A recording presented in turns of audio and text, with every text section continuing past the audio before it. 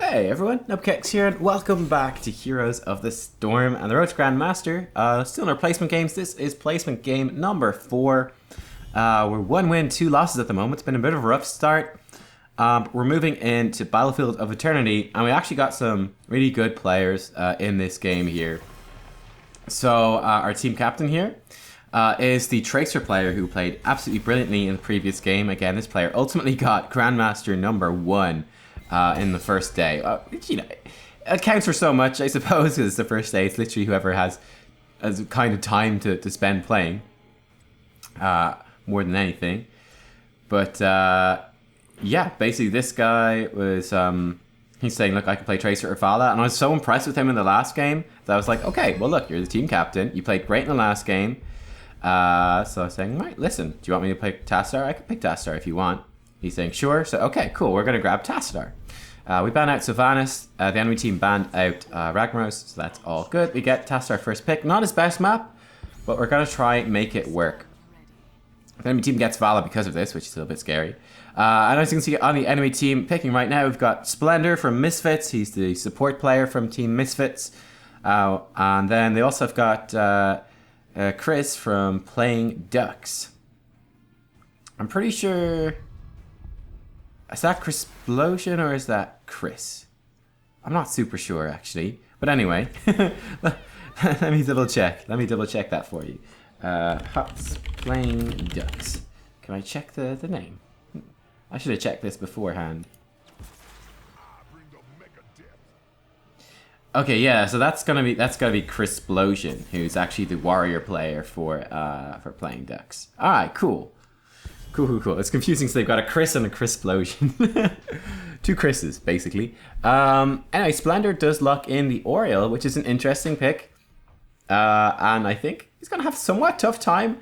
We grab ETC and then Tracer. So the Tracer is a pretty good call. Don't ban Tracer, ban Arthas or Artanis. I'd say... The Arthas ban seems a little bit unnecessary. I don't know if it's the best against Tracer Tas. We should be able to kind of get around him. But we'll see. I don't remember what people pick here. Which I think the ETC pick is really good. Such a strong warrior on this map. And just locking in that solid tank for us, which is really useful. So the enemy team does have Vala Oriole. They're going to generate a lot of energy with the Vala for the Oriole. So they have a lot of healing too. They have the Crystal Aegis to protect from the Pulse Bomb. So there's that. The enemy team just get Diablo. So it's a bad map for Diablo. But Diablo is really good against Tracer. So, he's got point and click CC. He can lock her down for quite a while. That's part of why he's would be considered to be fairly good against her. They also get Li Ming. I'd say both teams have a pretty reasonable looking draft so far. Our teammates struggling to decide who's going to play support. Multi now is making kind of unusual suggestions. And our teammates both want to play the same roles in Heroes. They are eventually going to settle here and grab the Tronda and the Sonya. So, yeah, the Prosy guy, he's been on our first 4 placement games. He tried 2 Chen games. I think it was a drastic mistake. He's now switched out his style into Tronda for 2 games, which I think is a big improvement. He did much better in the last game, and Tronda is very good on BOE too. So yeah, I think they'll be fairly happy with that. Now, interestingly enough, I don't know who wins exactly this Immortal race. It should be pretty interesting to see. And Chrisplosion there does grab Alarak to round things out.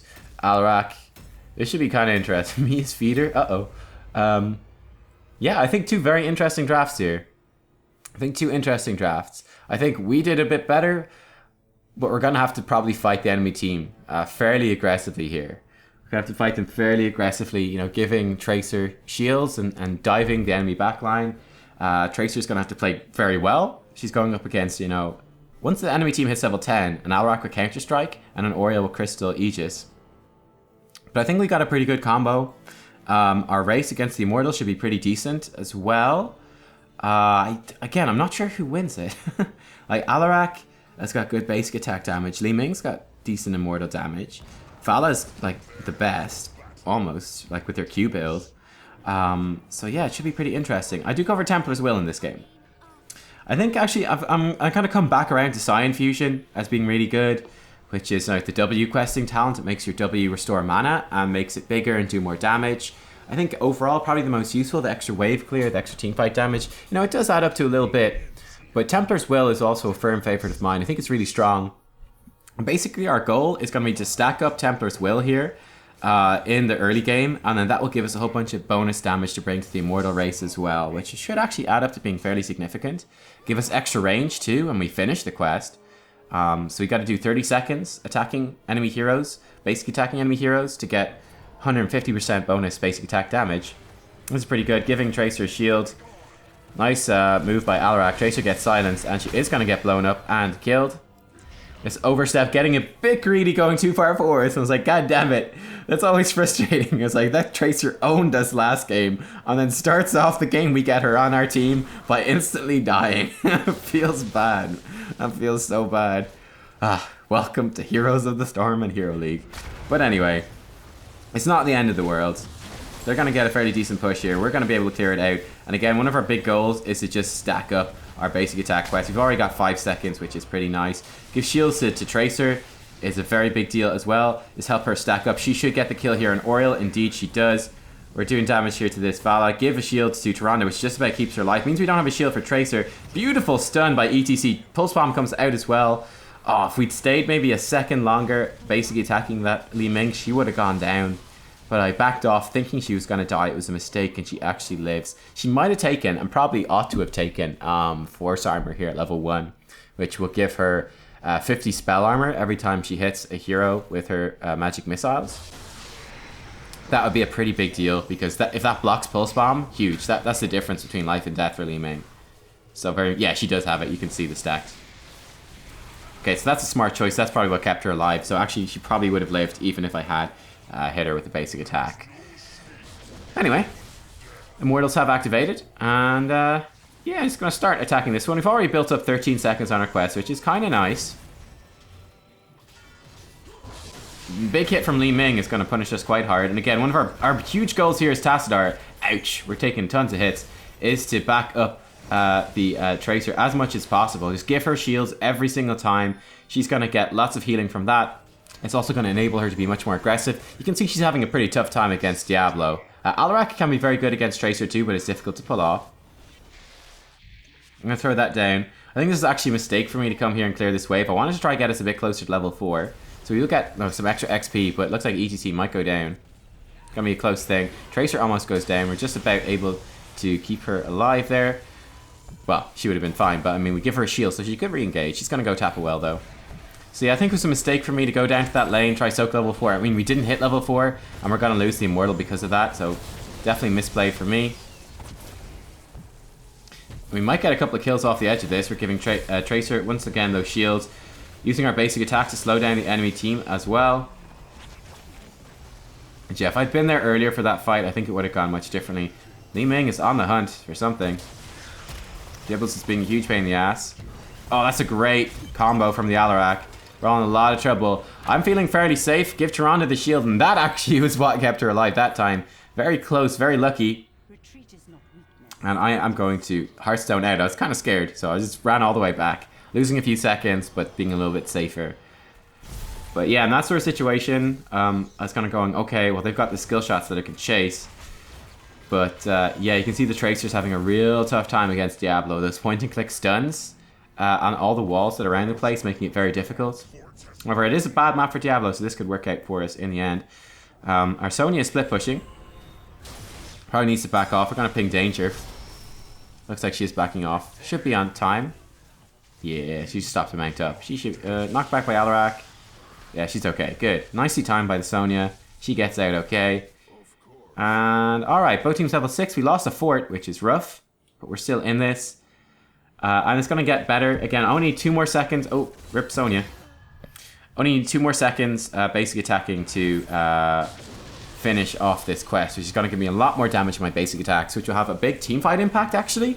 And also really help with bringing down the Immortals as well. So that's something to definitely look out for as we move a little bit further into this game. We're actually approaching level 7 first. I was thinking we just go straight, take our bruisers. There we go, the quest is finished. Now we got that bonus damage, which is lovely. I was a little bit scared because I was finishing that quest. So, but you can see, like, against the Diablo, we do a fair whack of damage. Like some of that with Tracer too. But it definitely will add up, you know? Especially against these squishy heroes like Li Ming, Oriel, Vala. Like, our basic attacks will actually be something they need to respect. That they can't really stand in, so that's pretty good for us. Here you can see this is very back and forth, very back and forth. It's going to start churning away damage on the Dibbles. Tracer lives with a sliver of HP. We give her a shield. Vala chases after. She's not accounting for the shield. She gets punished for it. We slow down Diablo as well, using our basic attacks to slow him down. Dimensional Shift to dodge Li Ming Orb 2. And all the while giving shields to Tracer and then using our basic attacks to slow down anyone who moves a little bit too far forwards. That's basically what we got to do here. And then use Dimensional Shift to save ourselves if we're ever in trouble. But pretty intense game so far. Very fast paced. And pretty difficult. I definitely was kind of kicking myself after staying down bottom lane and missing out on a whole bunch of that. But you can see like the little damage ticks here. It's like 34 damage, 4 times a second. So they're doing like 120 damage a second. It's not too shabby, all things considered. It's not too shabby. It will add up. But yeah, it definitely looks like we lose the race here. We might not have a choice but to try. I'm going to give, once again, Tracer a shield. Actually, this is a good position for us. That means he's not nearby. We're just burning this down as much as we can. Toronto marked it with vulnerability. And yeah, we're up to 44 seconds now in our basic attacks, which is lovely. That's actually quite helpful to us. Again, Tracer looks like she's going in, so we want to shield her. We don't want to shield her like just willy-nilly. You want to shield her whenever she's going to engage and will be taking damage or potentially be taking damage. That's basically what you want to do and how you want to use it. ETC goes in. Oh, Li Ming just about blinks out. We're focusing some of our basic attacks there on the Diablo. Tracer almost picks him off, and he goes down just about at the end. We're super low on mana. So we want to prioritize shields for Tracer. Again, always prioritize shields for Tracer. I've seen some people playing Tassadar Tracer and never shielding the Tracer. They just shield other heroes. So yeah, I mean, you might be tempted, right, to shield, let's say, okay, well, ETC or Sonya, they're really low life and they're going in. You know, they're kind of on the front line. It's better to shield them. You know, maybe if it's going to save their life, but most of the time, you want to be shielding that Tracer or that Vala every single time. Because when you give them the shield, it lets them be so much more aggressive, right? There's so much more that the Tracer can do with the shield than what she can do without the shield. Like, she can just dive. She can just be in the back line doing just crazy damage constantly if we let her. Whereas if we shield the ETC, it's only going to protect him slightly. It's just nowhere near it's valuable. Even though sometimes it might look like it is. That's bad to get hit by the Li Ming, or we take a ton of damage unnecessarily. Tracer's in a little bit of trouble. That's a great mosh pit. Come in and we're going to focus down the Li Ming, make sure she dies. Double kill, triple kill, that's nice. We lost ETC, but that's okay. Getting hit again by, almost getting killed by Li Ming. But they do kill Oriel, which is fantastic. And we might even get 2 of the towers off of it. It looks like we should, which is great. It was really, really good. And this game, I actually went for Force Wall this time. Beautiful kill by Tracer again. Li Ming thought she was safe, but she was not. Force Wall on the Vala just to stop her chasing and be a bit annoying. And then we're going to back off. Vala going wait, I don't know what she was thinking there. But anyway, Vala went in. I don't know, just tilt, I have to say. Probably just tilt. Huge mistake from Vala. Anyway, she vaults forwards. I mean, we're in no danger of dying, and we just, force wall behind her. I think Toronto hit her with a Hunter's Mark, and she literally just evaporated. Huge mistake. And yeah, definitely frustration within the enemy ranks. And I think the game turned from being pretty close, even, perhaps the enemy team being ahead, to us being substantially ahead very, very, very quickly right there. Heroics playing a pretty large role in that as well. I went for Force Wall in this game for a couple of reasons. I just kind of trust the Tracer, so I wanted like a bit of extra backup for her. We take a chunk of damage. Diablo could probably have jumped on us there. He didn't, though. This is kind of crazy. She leaps in, which is cool. And a Force Wall to try lock the Oriel out. It's somewhat effective. Oh, it's very effective. Really good. Really good power slide by ETC to follow up on that. And we get ourselves a kill on the Oriole, which is fantastic. But yeah, I figured Force Wall would be nice. And like the, sort of the choke points here help sort of isolate some of these heroes. You know, like Vala, Oriole, Alarak, Diablo, they all have escapes, but they're going to have a real tough time if we've got the Force Wall to block them out. So that was kind of like the theory there. I'm going to just take Merc Camps now, transition into this phase. We're a talent tier up, we're 3 levels up, which is fantastic. I've also finished my basic Attack the Templar's Will quest. Oh yeah, Force Wall also works pretty well with Templar's Will. This Templar's Will is improving your distortion beam damage. And hey, that means that you're getting use out of it when, with Force Wall, right? You don't get use out of Templar's Will when you're in Archon form, whereas you do when you've got Force Wall. It also makes our distortion beam slow people by 30% instead of 20%. So a bit of extra slowing, which is nice again against a fairly immobile enemy team. Tracer's gonna get blown up. Rest in peace. So we gotta do a big defense here until she respawns. 25 seconds until she's back. So it will be difficult, but we could probably pull it off, or at least minimize it until then.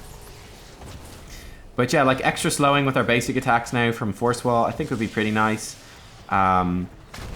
Absorbing these Li Ming orbs as well. We can see she's really low on mana, so this is good for us.